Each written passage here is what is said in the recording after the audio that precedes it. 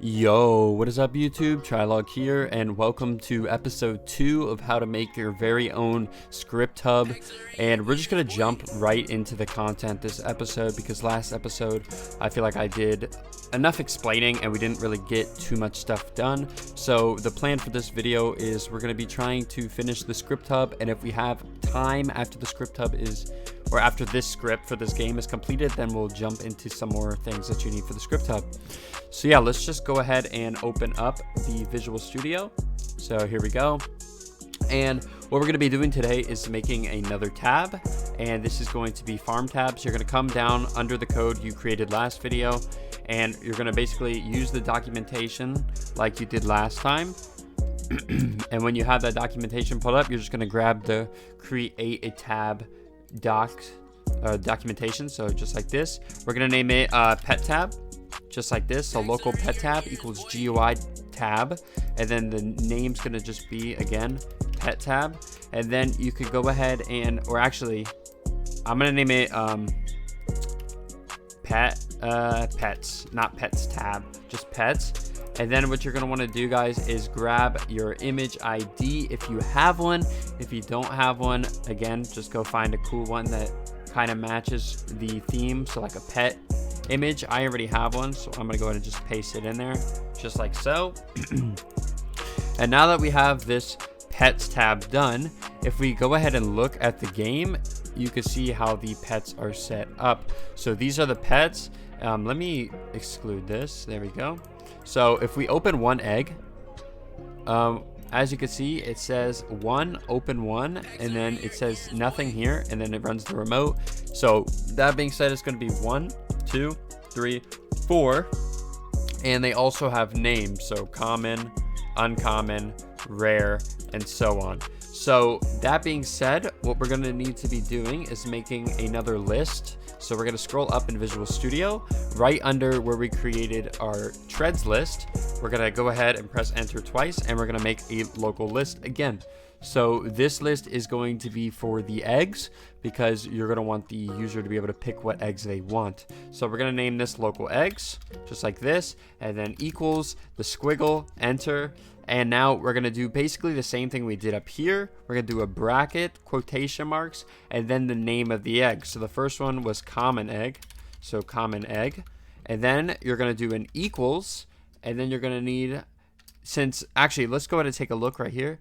So as you can see right here in the first argument of this remote, there is no quotation marks around the 1. So we're going to have to code it a bit differently than we did up here. So as you can see, these are in quotation marks, because the argument had the number in quotation marks. So since the eggs don't, you're just going to do 1 comma with no quotation marks. This is very important. If you put quotation marks here, it is not going to work.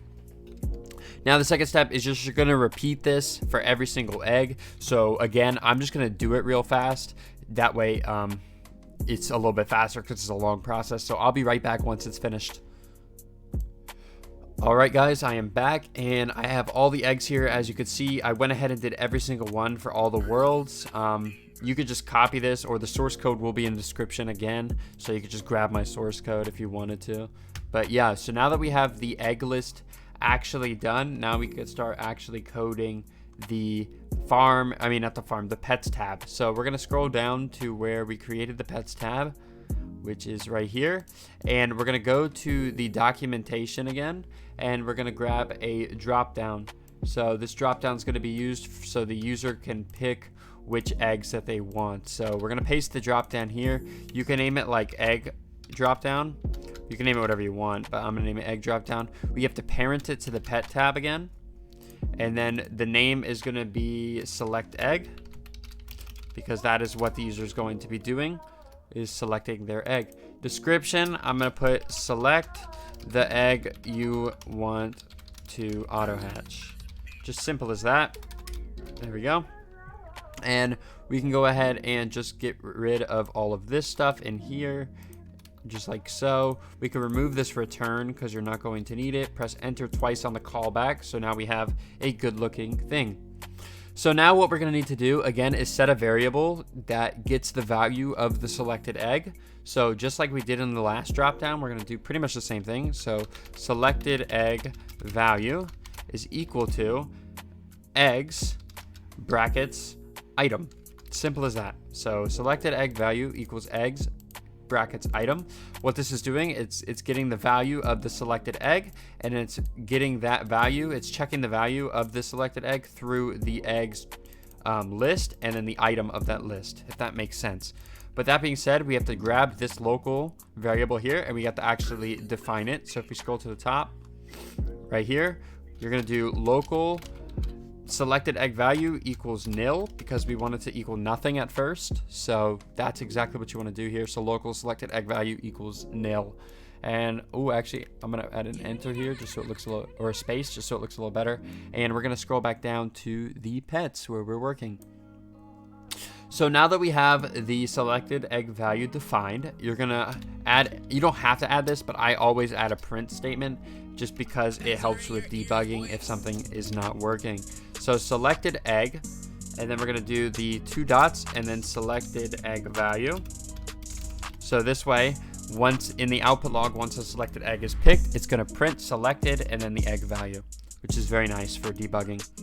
Now what we're going to have to do is actually add the items in the list. So we're going to press enter once here. We're going to put quotation marks, and we're just going to do the names of the eggs. So common egg, egg, there we go, and then a comma, and then we'll do like the other egg, so uncommon egg. So as you can see, this is basically the same thing as we did last drop down, and you're just going to keep going down for all the other eggs, and I'm just going to do it real fast, and I'll be right back once it's done. Alrighty guys, it is done. As you can see, we have all of the eggs in the list, which is very good, and that means that the drop down is now completed. So now what we're going to be doing is actually creating the toggle that's going to hatch these eggs. So if you come over to the documentation again, I know I'm not sharing it on my screen, but last video we really explained how to check this documentation, so you could just use that. So here's the toggle here. We got to parent it to the pets tab, and we're going to name it just auto hatch. So auto hatch. The description, we're going to put auto hatches the selected egg. So just like that, we're going to put an enter in the callback, so it's a space here. And now we can just quickly just get into scripting this. So we're going to need another variable so the player could turn it on and off. So we're going to do is auto hatching equals state, because the state is what the state of the toggle is. So if the toggle's turned off, the state is false. If the toggle's turned on, it's set to true. This being said, we have to define this local variable. So we're going to come back up here and we're just going to define it. So local is auto hatching equals false, because we want it to start as false, because you don't want the player to join and just start randomly hatching eggs. So as it's set to false, we're going to scroll back down to the toggle here. And then what we're going to need to do is a simple while loop. So while is auto hatching. I think I copied is auto hatching. Oops. I accidentally duplicated. Ooh, I duplicated again. Interesting. Let me just do this. So while is auto hatching do, this means that whatever, if is auto hatching is true, it's going to do whatever's in these lines. Now we're going to need a simple if statement to check if there is an egg value. So if selected egg value, let's turn on. So if selected egg value, then we wanted to hatch the remote. And how are we going to get the remote, you ask? Well, we're going to go here, and the remote we got for hatching that one egg, we're just going to copy code, and we're going to come back to the Visual Studio and just paste it in. Simple as that. And now instead of this one here, what you're going to want to do is just put it as this variable that you just defined, the if statement variable, and just put it in just like that. So now what this is doing is it's creating the toggle. So the toggle is called auto hatch. The description is right here, and then it's going to set is auto hatching to the state of the toggle, and then while it's the is auto hatching variable is true, it's going to check if there is a selected egg value, and if there is a selected egg value, it's going to run this remote and hatch the selected egg value. So that's very good, and that was pretty quick. If I'm going a little bit too fast, just let me know in the comments, guys, and I'll slow it down a bit in the next video. But yeah, so now we got to add also a wait. So we're going to go under this end here, and we're going to add a wait just so the game does not crash when we start hatching eggs. And that is the auto hatching done, it looks like. So we can go ahead and test this out now. So if we copy the code, come to Roblox and throw it into our executor. and run it, as you can see, we have our tab from yesterday, which is our auto farm tab, and then we also have our pets tab. And now we have all of these selected eggs. Oops. We have all these selected eggs we can do. I'm just going to do common egg, and if we auto hatch it, as you can see, it's saying I have not enough inventory room, but if I did have enough inventory room, it would auto hatch this egg. So that is working completely, very nice.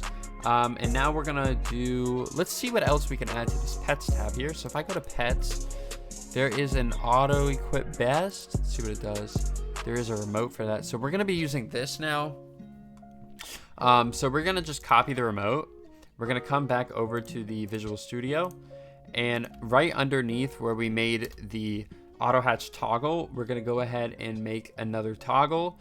So I'm gonna just use my clipboard because think I should have a toggle in here. Yep. We're going to parent it to the pet tab. We're going to name it auto equip best. Auto equip best, just like that. The description will be, oops. The description will be auto equips best pets, probably. Auto equips best pets, just like that. Sorry, I need a sip of water.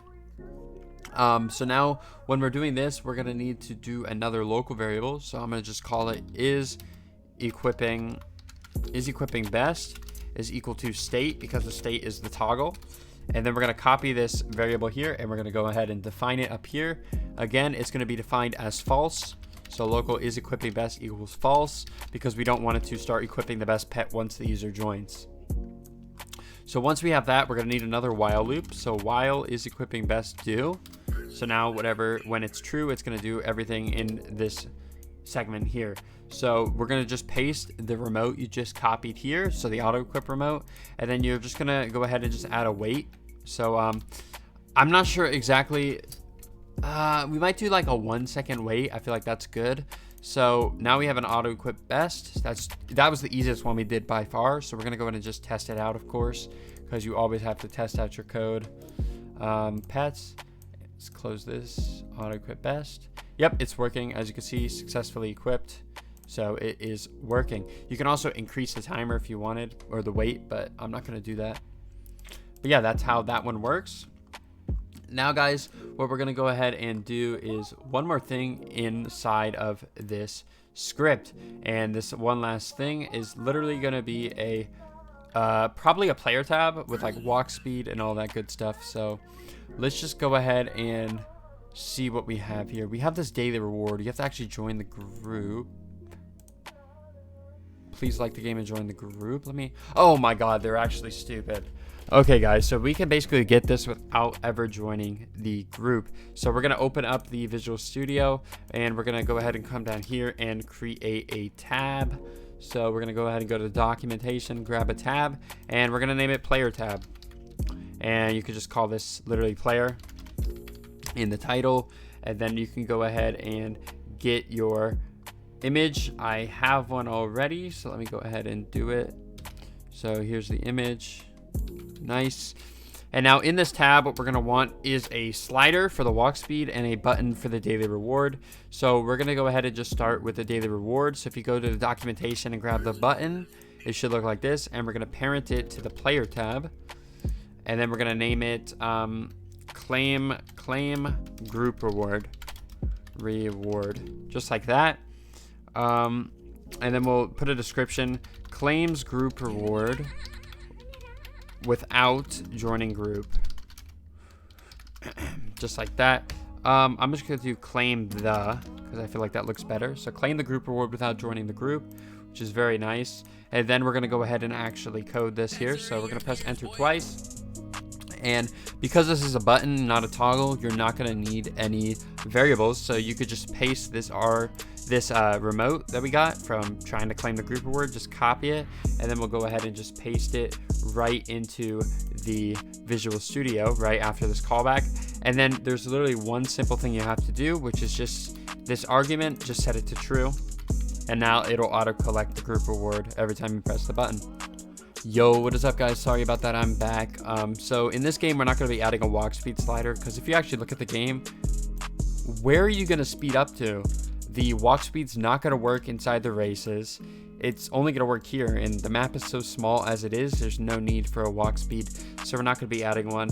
So if we go to the Visual Studio, you can go ahead and see we have pretty much finished the script. We have an auto hatch. We have, yeah, let me actually execute it and I can go ahead and show you. So I'm going to grab it. We're going to come to Roblox Executor. We're going to execute the script that we just made. So as you can see, we have the auto farm, pets, and player tab. The auto farm works as well. So like if we wanted to farm this one over here, we could just do the +30 treadmill, which is here, and then start auto farming it. And as you can see, our speed is going up very, very fast. So that's pretty cool. We have the infinite wins and they work. As you can see, we're getting a ton of wins. And yeah, so that's the auto farm. And then we have the pets where we can hatch pets. So if we do common egg, auto hatch, we don't have enough room, but if we did, it would hatch them. And then we also have the auto equip best, which is very good. And then in the players tab, we have the claim group reward. So yeah, so that's the script done. And if you were in a different game making your own script, you could obviously add some more features based on what you learned in this tutorial. But now we're going to go ahead and jump to probably part 2, which is going to be it's not going to be the key system because we're not going to do the key system yet. I think what I have to do here is show you guys how to actually obfuscate a script. So if we go ahead and go to your browser here, I'll go ahead and show you some different things you can use for obfuscating. There is a new one called Raff. So this is also very popular. So basically you would just make an account, and I think it's like $1, and then you can go ahead and do some of the obfuscations. Yeah, as you can see, it's $1. So you'll get prepaid access to the obfuscator, money back guarantee within 7 days, all features, and they have a whole bunch of plans too that you can use, which is pretty cool. And yeah, if you want to do it without use tokens, you can literally just do the monthly subscription for $15 and you'll get unlimited obfuscations. But yeah, so here's one obfuscator. And if you don't like to do paid obfuscators, there's also a free one. I'll go ahead and link it in the description. It is called Moontech. And basically it's a bot, and that's the one we're going to be using for this video. So if I go ahead and bring over, 1 second guys. If I go ahead and bring over the Discord that I have, let me go ahead and just do this though, so I'm not, there we go. So here's Moontech, it's a bot, and what we're gonna do here is go to our file, which is our Visual Studio, which we have the code we just made. We're gonna copy all of it, and we're gonna open Notepad, or you could just save it through the actual Visual Studio, but I like doing it through Notepad. We're gonna paste everything in here, file, save as, and then you're going to want to save it to a location that you're going to remember. I'm just going to save it to downloads, and I'm going to do episode 2 tutorial, and you're going to save it as a .lua file, so just remember that. So as you can see here, hold on 1 second, you're going to be naming it like this. So episode 2 tutorial, you can name it whatever you want here, but the .lua, and change this to all files, and then just press save. And then you can go ahead and X this out. Now, when you come back over to Moontech, you'll press the plus, upload a file, and then select that file you just made. So there it is. And then you're going to press enter, and then it should load up just like this. And is the bot down? Ooh, the bot is actually down. Bro, what is this? Interesting. I'll be right back, guys. 1 second. Okay, guys. Oh my god, dude. I'm losing my mind here. This is getting annoying. Moontech, literally while waiting for the other one to come online, as you can see, it's not even done yet. Waiting for it to come online, Moontech came back online. So I'm so sorry about all that. We're going to go ahead and just add our file back to Moontech. So just go ahead and paste it in there, and then it'll pop up with this. You're going to choose anti-tamper and max security. Don't do this. It breaks your code sometimes, especially for these simulator games. And just press Roblox, and then press obfuscate, and it's going to go ahead and just obfuscate it. Obfuscated. See how fast it is? Then you're going to click this link here, press visit site, and it'll pop up with the link for ties. I'm going to wait for it to load up. And then you're just going to do the task. If you have an ad blocker like me, it'll just say free access. I'll link my ad blocker in the description.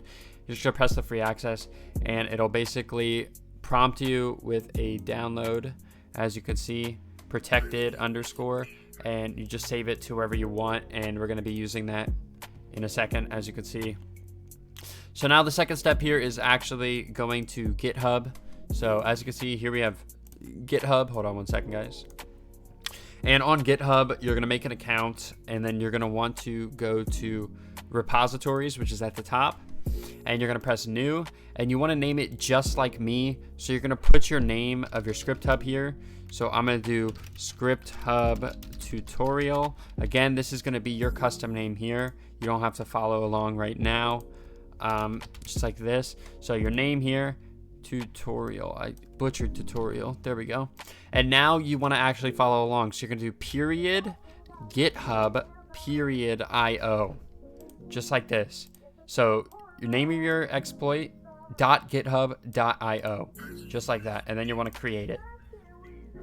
Now, once this is created, this now means you have a place to store your scripts. So now that you have this, what we're going to go ahead and do is scroll down to where it says quick setup, and we're going to press create a file. Now in this file, you can go ahead and name it pretty much whatever you want. I'm just going to name it, I'm going to name it actually the, the place ID. So we're going to come down here and scroll up, my bad. And we're going to grab the place ID here. And yeah, that's what we're going to do. So we're going to go ahead and open back up GitHub. Close Raff, open GitHub, and we're going to just name it the place ID. And then that file that you just had with that obfuscated code, which is this one, you're going to click it, open it up, press Control+A, Control+C to copy it, and then paste it literally right there, and then press commit changes, and then just commit them. Interesting. So now, as you can see, now we have a file called this, and now we have this as well. So now what you're going to do is you're going to press raw. You're going to copy, my bad, guys. You're going to copy the URL, and then we're going to load up our executor here. And you can use any script that has a load string, or you can code your own. And you're just going to replace their file with ours. And actually, I did make a mistake here. My bad, guys. When it says, you're going to press this edit button. And in the name, do period Lua. So the place ID period Lua, and then commit them. So my bad about that. And now I'm going to go ahead and, I don't know why it's saying that. I did not mean to do that. Or that. There we go. Now you're going to press raw and copy the URL, and then do it inside of your load string. So here we go, paste it in. Now we have a load string. So now if you were in the game and let's say you executed this load string, as you can see, it loads up your script. So that means that your script is now completely obfuscated, so no one can see your code. And now you have a load string, which is a very important step. And let me see what the time that we're at. We're actually at a good amount of time, so we're gonna actually end video 2 or episode 2 here. So basically what we covered in this video was adding the pets tab. So we added a pets tab with select egg, auto hatch, and the auto equip best, and then we added a players tab to claim the group reward. I also showed you how to obfuscate code and how to actually make a load string and actually document your code in a GitHub, which is going to be very important for things like a key system. But anyway, guys, if you did enjoy this video, make sure to like and sub because it helps me out a ton. If you guys have any questions or problems that you run into, you can either shoot me a message on Discord or go ahead and make a comment, and I'll respond to every single one. And as always, guys, I'll see you in episode 3. Peace.